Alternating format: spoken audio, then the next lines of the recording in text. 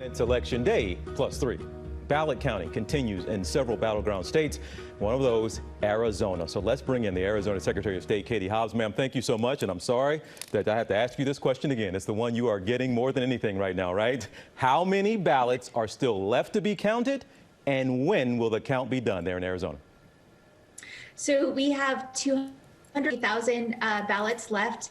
137,000 of those are in Maricopa County. They're going to be counting through the weekend. We're going to see another big upload of their tabulated ballots tonight at 7 Arizona time. I think they'll be down to less than 100,000 then. And we should have a really clear idea of where Arizona is headed at that point. What you say we have a clear idea by tonight, but you also mentioned that we're going through the weekend. So is the reality that we're going to be waiting until Saturday, Sunday, maybe Monday before we know what's happened in Arizona?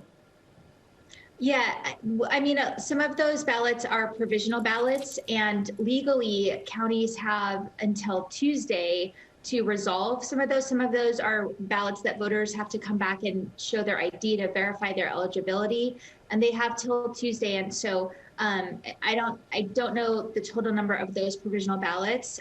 So yes, we will be counting through the weekend, but I think we'll have by tonight a little more clarity of where things stand here. They say a little more clarity. Are you pretty sure that there are enough ballots still out there that could still sway the results in Arizona? Well, certainly there are enough ballots that could sway Arizona. The issue is, where are those ballots coming from? The ballots we're looking at right now are ballots that voters dropped off on Monday or Tuesday. So they were early ballots that were mailed, but then dropped off in those last couple days. And so, you know, those are trending slightly towards Trump. The issue is what percentage, and we won't know that until they're counted. Do you think you sit there in your state, and it's right in smack dab in the middle of who might end up being the next president? But do you think it was premature? At least one network and the AP as well called your state already for a candidate for Biden. Do you think that was a little premature? Well, I have a little experience with that. 2 years ago, I was 44,000 votes down on election night, and the AP called this race for my opponent.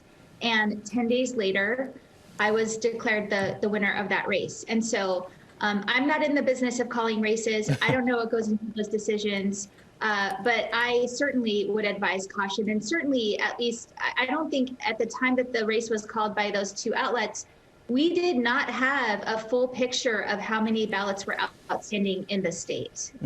Well, ma'am, that is very good. And like you said, you have experience with this. I want to give you an opportunity to address something quickly if you can.